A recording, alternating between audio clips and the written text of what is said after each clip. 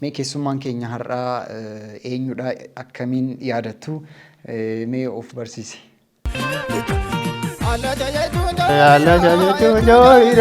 jechuun joo'ira isa boojjiree sooratu goonni saba saaf qaalida lammiif qaalida biyyaaf qaalida.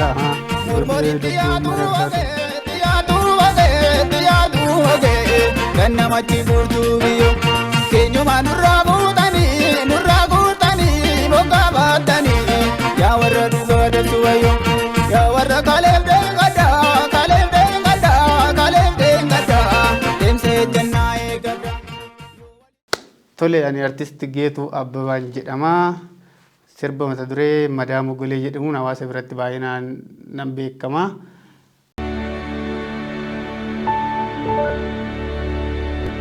Harka fuunee kabajamtoota daawwattoota keenya qophiin keenya Bridge Art kanaan dura isin bira gahaa ture ammas itti fufee jira. Egaa har'as keessummaa qabna. Keessummaa keenya har'aa waliin immoo wal isin barsiisaa. Mee keessummaan keenya har'aa eenyudha akkamiin yaadattu mee of barsiisi. Gungumee mogee gungumuu hawaayyaa gungumuu ganaaliyaa gungumuu dololoo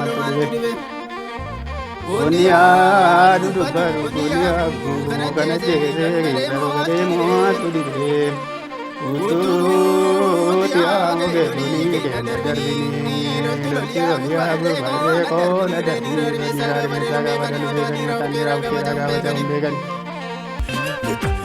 Allah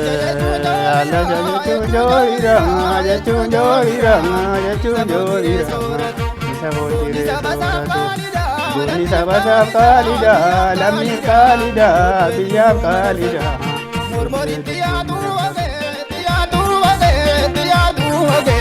Kan namatti furtuu biyyo keenyuma nurraa guutanii bokkaa baatanii yaa warra dhugaa dabsu wayyo yaa warra kaleef deemgaddaa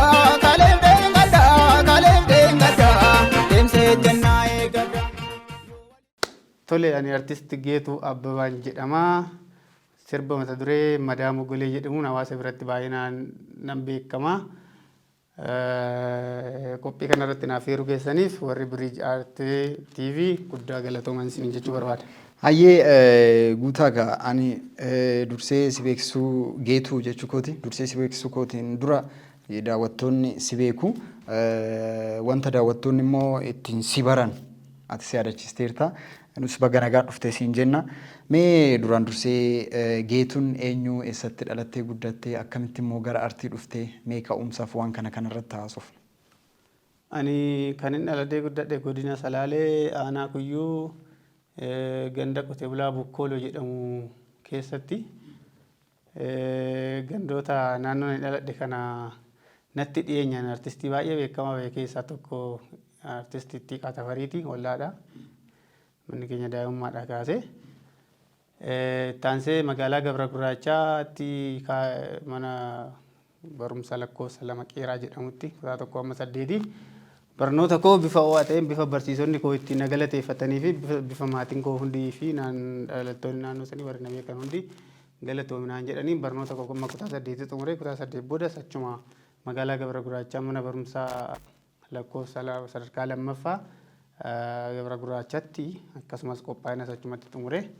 San booda anis gara Yuunivarsiitii Dabra Birhaan muummee barnoota faakaaltii Biizines and Ikoonomiksii jedhuun achi keessaa immoo muummee barnootaa yookiin dipaartimentii Ikoonomiksii jedhu baradhee ba'e yeroo ammaa baankii daldala Itoophiyaa hojjechaati.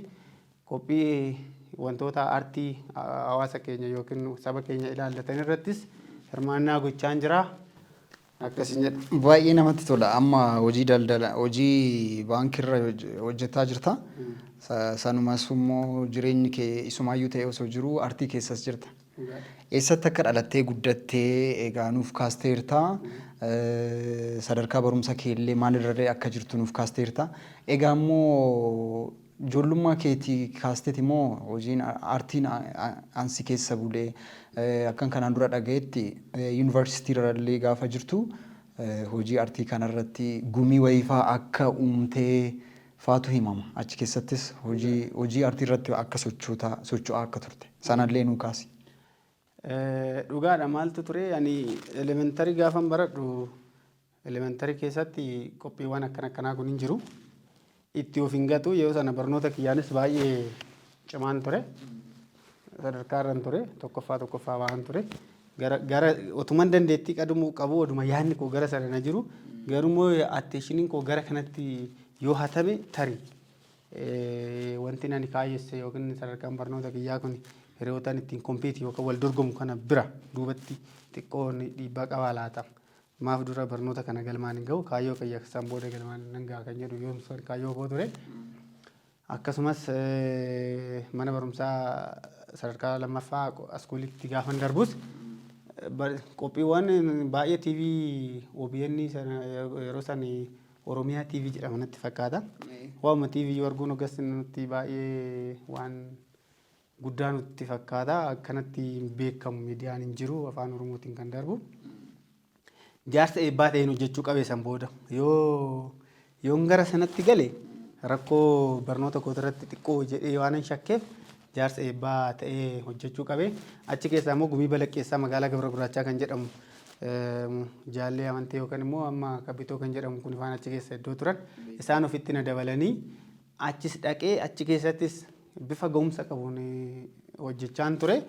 Otuman hojjedhu ammas askuulii keessa hin beektaa barnoonni xiqqoo in ulfaataati jabaachuu qabda. Ammas shakkeen isaan biraas duumatti jedhee san booda yuunivarsiitii gaafan galuu waan fedhellee ta'u yuunivarsiitii keessatti dhibba qormaataa sirriitti hin qo'atta. Sanarraa nafe yeroo baay'een boqonnaadha. Waan waggaa tokkotti barachuu qabdu torban tokkotti ji'a tokkotti barattee fixa waan ta'eef yeroo sana barnootaaf kennita.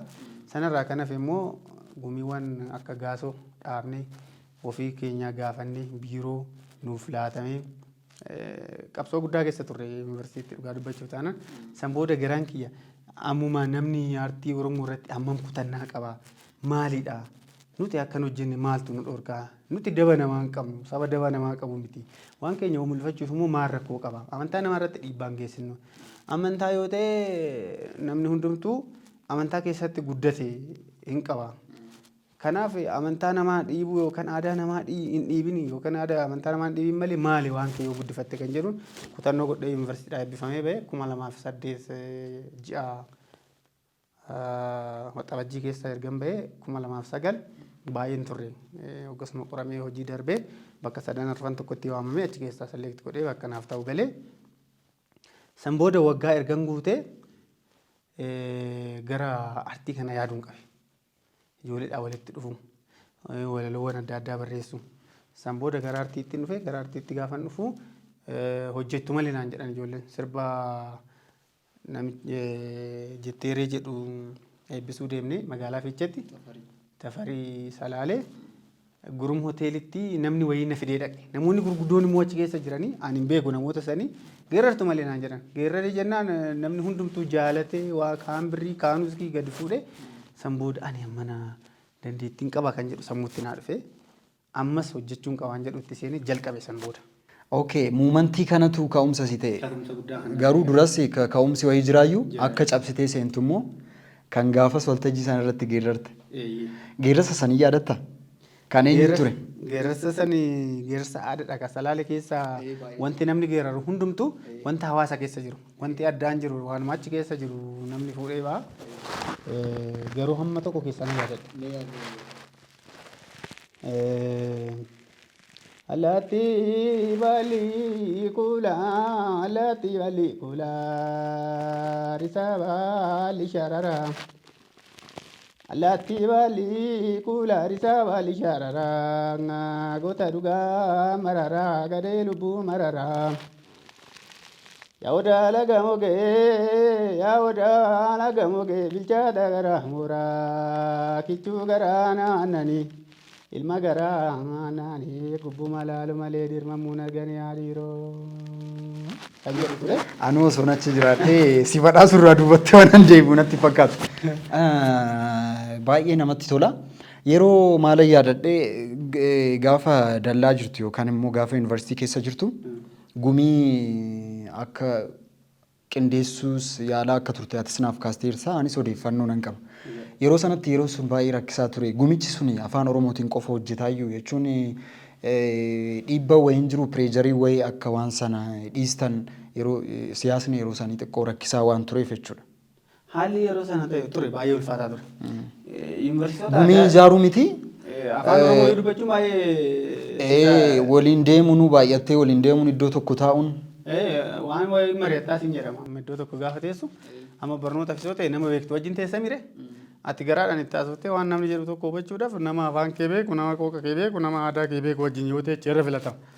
Barsiisaan tokko Ingiliffaan daqiiqaa 50 barsiise daqiiqaa 10 garuu waan Ingiliffaan jedhe san daqiiqaa 50 keessaa daqiiqaa 5 afaan ati beektu yoo dubbate marti isaa sii galaa jechuudha.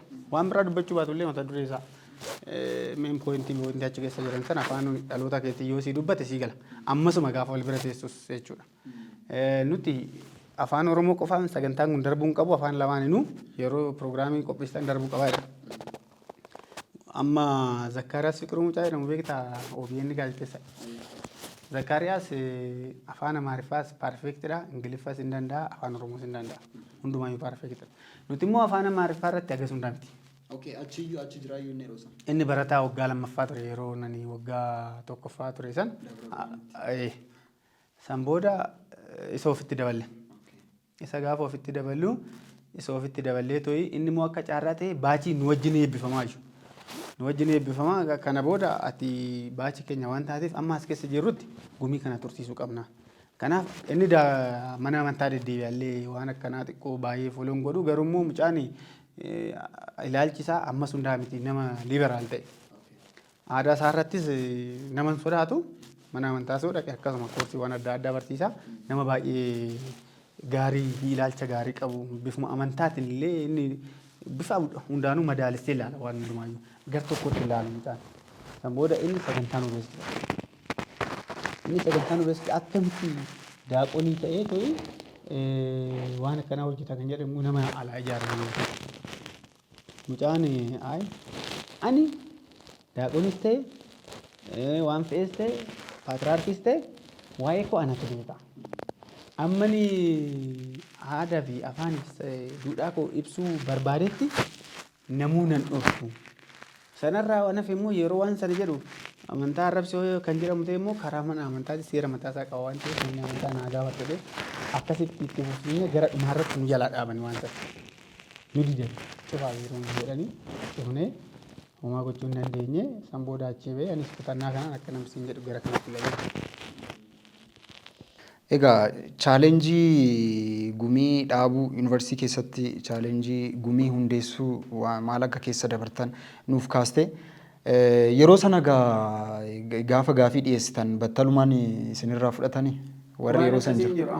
Anis yeroo sana dallaan jiraayyuu waan immoo yeroo sanaati bara 2008 kanaan waggaa lammaffaan jiraayyuu waan nu bira jirus waan yaadadhuufanii xiqqoo rakkisaa ture yeroon sun 2007 yeroo rakkisaa waan tureef jechuudha. Garuu isinii milkaa'ee ture. Akka laayyootti waan milkaa'ee miti. Tarii waan tokko argachuudhaaf waan biraa dhabda. Yeroo baay'ee waan tokko argachuuf jecha waan tokko lus gochuun dirqama. Amma daldaaltee buusuuf jecha yeroo kee itti dhama'uun itti dadhabuun dirqama mire. Gumiin suni gaafa dhaabbatu akka namichi gumii sana dirribsaa namichi jedhamu tokko dallaa keessa jira.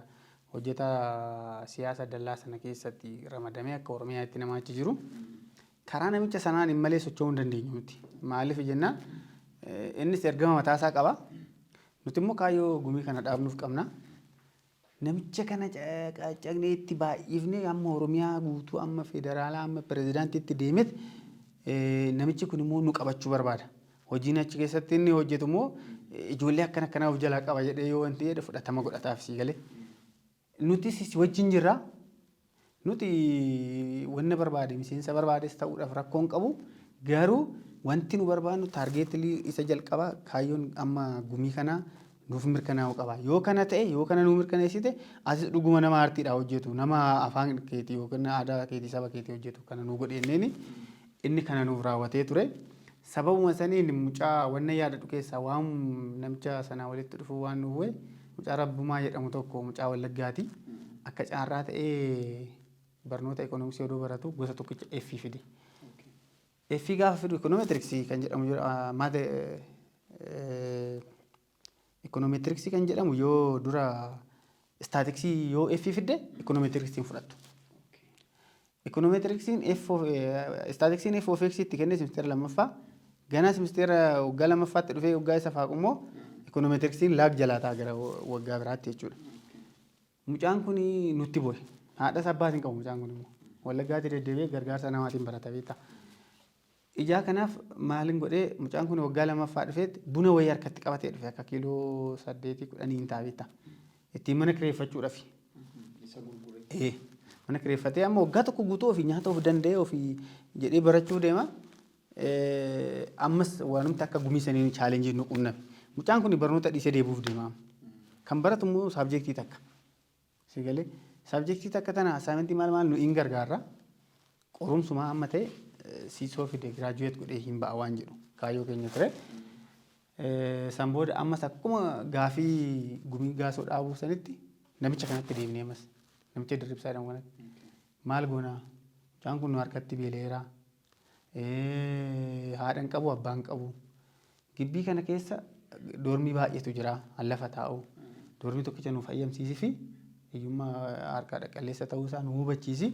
San booda immoo yeroo itti tole torban keessatti yeroo kilaasii hin qabne dhaqee saayinaa kaasuu haa qarqaaru waan kaffee kana keessa nyaata kennamee fi yeroo hunda akkuma nu yaa baratu jennee waan guddaa hojjechaa turre jechuu barbaadeen achi keessatti waan tokko chaalenjiin achi keessa jiru afaan keetiin dubbattee yoo amansiisu naannoo namaatti sitti ulfaata beekte. So waan qabsoon achi keessatti turame waan laayyoo miti gumiin sunis dhaabbate dhumarratti hin cufame erga sana haga ammaatti hin jiru. Hin jiru. Amma garuu nuti yeroo sanatti waan gochuu qabnu gooneera. Ijoollee yeroo sana wajjin turre amma Harargeedhaa kan bilbiluu jira, Baalee kan bilbiluu jira, Wallaggaatii kan bilbiluu jira. Namoonni hedduun amma seenaa hojjennee baaneerraa yoo erga sanii cufan maal goona achi taa'uu hin qabnu nuti bakka jirutti hojjechuu qabna waliin jedhee hojii ijoollee sanaa jechuudha. Baay'ee namatti tola. Ergasii immoo gaa sirba amma dura nuuf jette sanarratti Madaa Mogolee.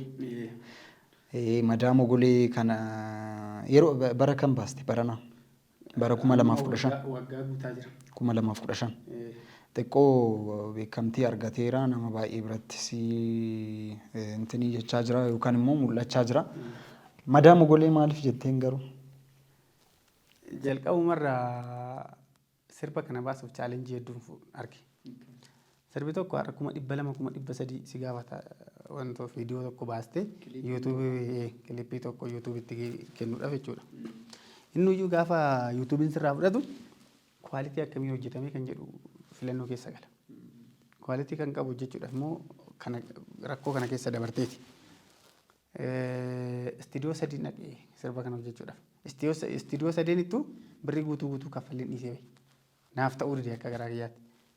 Nama jalqabaa ta'ullee waa'ee sirbi tokko akkam akka ta'uu qabu nan beeka. Isaan immoo dafanii tuttuqanii sitti kennuu barbaadu.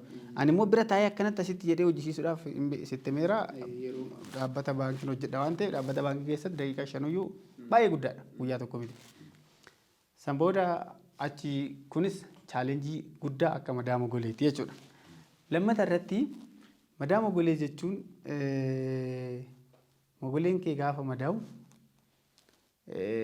miila duwwaa deemuudhaaf irra rakkatta kophee godhachuudhaaf madaa tuqaa kaalsii godhachuudhaaf madaa tuqaa qullaa deemuudhaaf irra rakkatta kofoo kee gaafa uffattu immoo Mogolee irratti hafa ammoo kofoon kee miila kaastee deebistuu si tuqaa sanaafuu bakki sun dafee hin fayyu jechuudha.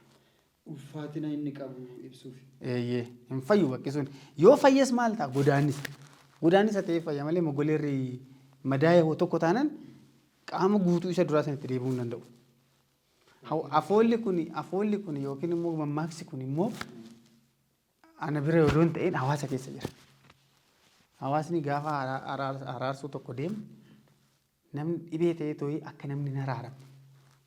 Akka yookaan immoo nama araaramsan keessaa namni dhibee ta'ee akka araaram barbaade namni akka walitti hin araaramne yookaan immoo jechoota hin taane dubbatee akka araarri sun diigamu namni gochuu barbaadu jira.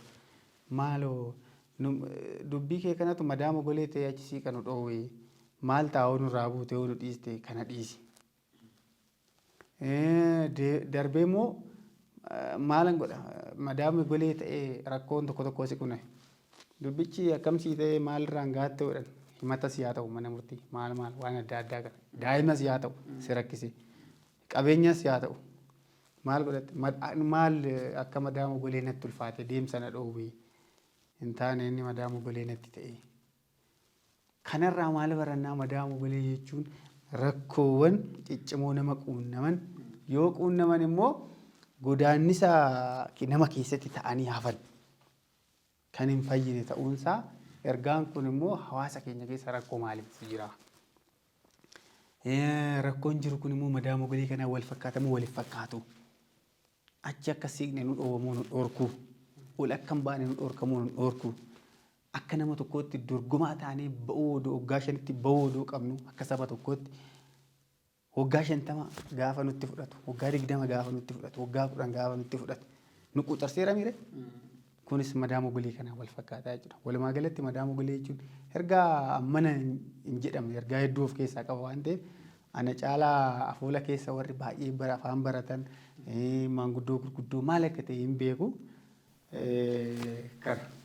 Jechuun waan baay'ee gaarii nuuf kaaste amma madaama goleetu gaafa hiikaa sanatti himtu hammanan eegen ol waan baay'ee ibsite madaama golee akkumaatu jette kopheen keeyyattu maal gaafa wanti uffatallee uffattu baay'ee yoo si tuqe akka si rakkisu jechuun kallattii saniin egaa artiin wanti adda isa godhu waan jiru tokko kana kuni kana jetteetoo dubbachuurra waan ta'e ittumtee yookaan immoo gara addaatiin of fidde more of fudhatama argata.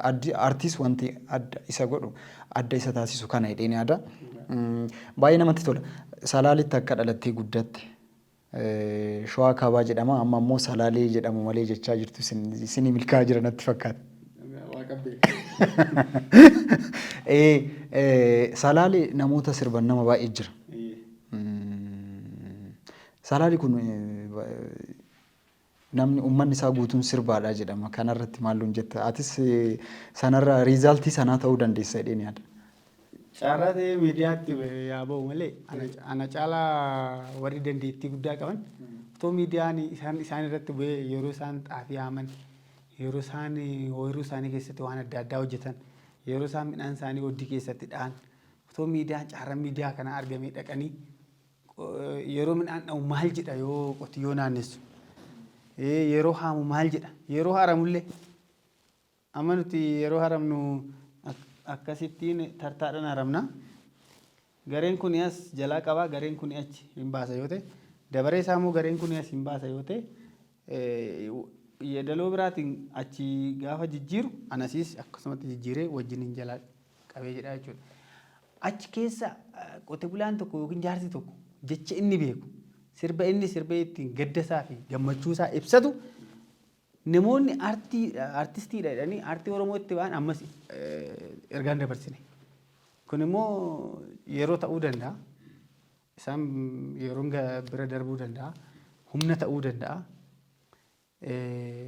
Otoo miidiyaan naqee argee ananatti tola ammoo akkasitti taasa'u maalidha. Walumaa galatti waan Salaalee keessa jiru waan nu jenne kanarraayyuu kan nu duuba abbootiin ol jiran otoo sirbeettee gadi buutee kanaa ol waan baay'ee argachuu dandeessa. Nuyi akka caaraa ta'anii asitti baane malee nuyi amma isaanii nuusa isaanii beekneti miti. Aartiin hawaasuma keessaa ba'a. Ka'umsa aartiitu hawaasuma jechuun yeroo akkuma atuu kaastee hawaasni tokko aadaa garaagaraa qaba. Yeroo aadaa isaa ibsatu, yeroo hojii isaa hojjetu, yeroo wal argu kan jedhu waan baay'ee qaba. Xiqqoo kan Salaalee kun adda baay'ee Salaalee deemnee qophii biriij aartii jedhamu tokko kan karaa irratti hojjennu tokko jira tureeyyu nuti magaalaa Sulultaa keessatti Salaalee guutuu isaallee hin deemne uummanni guutuun dubartoonni illee ni sirbu karaatti ba'anii sagantaa sana osoo ilaaltee mooroo fanammaati jettee kana ni ibsa. Egaa achitti dhalattee guddattee hawaasa kana keessatti guddattee osoo gara sirbaatti hin dhufin aartistiin ati naannawaa sanii kan fakkeenya sii ta'e yookaan immoo osoon akka isaa ta'e jettee kana hawwitu jira iyyuu dura. Hoggaanitti jirmu. Yeroo osoo sirba hin jalqabin garuu osuma achi jirtuu ta'uu mala egaa achi deemtees osoo gara sirbaatti hin seenin artistiin ati baay'ee hawwisiifattu. Ani amma yeroo sanatti artistoonni baay'ee beekamoon jiru. Accessibility miidiyaa garuu ammas hundaa miti. Moobaayilii harka keenyarraa hin qabnu. abbaa kootu baay'inaan inni reediyoo hin dhabu mana. Reediyoo mana keenya hin dhabamu reediyoo inni waan tokko akkuma meeshaa qonnaati reediyoo mana keenya inni of harkaan dhabu. Anuyyuu ammas ittiin xiyyeeffadhu inni xiqqoo yeroo dargii waan barnoota barateef ergaawwan reediyoon darban kun immoo yeroo saniin turanii mire sammuun isaa addaatti godheera waan ta'eef reediyoo mana keenya hin dhabamuyyuu reediyoo kana nan dhaggeeffadha. Keessattuu ijoollee mittaagama maal ijoolleewwa fuuteen gaalchine maal ijoolleewwa fuuteen gaalchine sinii suunanii yoo sidii sebba koona naalchine yoo sidii sebba koona naalchine sirba jedhu tokko baay'een jaaladha nan dhaggeeffadha. Yaa daraartuu lalistuu kooyaa margaadaa keessa lalistuu kooyaa margaadaa keessa yeroon geeche bakki wal argaa eessa kan jedhu tokkollee sirriitti dhaggeeffadha. Dhangaarratti faayee jedhama. Sirboonni kun baay'ee jaalatamu ittaanis sirba Tsaggaayeeti baay'een dhaggeeffadha. Tsaggaayee Daandanaa. San booda ollaa keenya akkasuma ta'e ammallee kitaaba barreessuutti goreera malee achuma dhiyoo akka caaraa ta'e Haayiluu Giraanchi kan jedhamu tokko jira. Haayiluun akkasuma manni akkanumaaf akkana walirraayi. Ani xiqqoodha inni baay'ee nama jabaadha sirba wayii hojjeta. Erga ol jabaanne kutaa 8 naannoo kutaa 7 kana geera yoo san immoo ta'uu kutaa 6 naannoo kanan jira. San booda sirba isaa kana nan dhaggeeffadha. Akkanatti kaasetta jedhamu gas sirba yuutuu irra jiru. Kaasetta Haayiluu Giraanchi maal jedhan akkan dandeettii qabu beekaa. Anis hin jedha yoo sana Giraanchi keessatti jechuudha. So sunis kaka'umsa naa ta'e olii qee gaafa dhufu immoo itti kan akkuma siin jedhe naannuma tokko wajjinii baay'ee walitti dhiyaannaa akka caaraa ta'e dhiyaacha irraa darbee maatii tokko jechuun dandeessaa. Gaafa inni akkasitti penetireet godhee bahu anallee waan tokko na keessatti uumeera. Isa dhumaa irratti sirba Tafarii Salaalee sana gaafa eebbisuu dhaqu sun immoo isa dhumaa ta'e sammuudhaanis gara artiitti galee jira. Artiin gara gosa baay'een jechuun immoo kallattii baay'een asuma achi qabdus ofitti si fiddeerti. Madaam Ogolee eega baastee booda sochii maalirra jirta? Ergasii immoo Madaam Ogolee ka waggaa tokko ta'uuf deemaa jetteerta. Sanarratti beekamtii sitti argatteerta. Ergasii hoo wanti yaadaa jirtu maaltu jira? Amma lookeeshinii selekti gochaan jira. Sanbata darbe kana lookeeshinii itti waraabu lamaan tokko argadheera. Yoo sirba haaratiif sirba kana immoo Shaggarii fi Finfinnee irratti hojjedhe yoo haalli mijatee qaama dhimmi alaallatuun akkaataa waraabbii kanaa akkanaan mijatu deeggarsi kan naaf godhamu ta'e yeroo gabaabaa keessatti sirba Shaggarirra naanna'ii kootu waan ofii yaa sirba burree jedhu fi akkasumas waa'ee Finfinnee keessa isaa deddeebi'ee ibsu yeroo dhiyoo keessatti waraabbii isaa xumurame yoo baay'ate dhuma saadasaa itti yaada yoo baay'ate saadasa dhuma isaatti yaada yoo naa danda'ame isaas garanatti kan irra jira amma baay'ee namatti aayidiyoo wal lama harkatti qabadheera fixeetoo. Yaada sirbichaa jechuun Finfinnee fi Shaggar irratti hojjedhaa jiraate maaludha yaadni isaa jechuun Finfinnee fi Shaggar? Jalqaba irratti sirbi kuni walaloo koottu na laaleedhuun jalqaba. Koottu na laalee jennuu xiqqoo ishii sana booda gara hiikatti deema. Koona laali koona laali koona laali koona laali koona laali koona laali koona laali koona laali keetu mana harabaraani obsa nadon orke garaani jedhee jalqaba. Ittaanse Shaggariirra naannaayi kottu waan ofii yaasarbaa boore kottu waan ofii yaasarbaa boore katteenyee mariyaana. Oduma walaabnu walaa boole maawal dura baanaa laa boole jedha. Sadaffaa irratti yaa baraana wiitoo kooticha ruufa boole qofa sangoota dheedaa magamootti jaangaaru. Yaa baraana wiitoo argee hunda madaale nafsi walitti jaale hedoo kokkoree duraangaanu. Kana sadee yoo hin jedhe gaa. Shaggar as keessatti sirriitti mul'atteetti. Baay'ee namatti tola. Egaa akkasii milkaa'eetoo deebitee daawwattootaan akka ol agartu hawwii guddaan qaba. Thank you.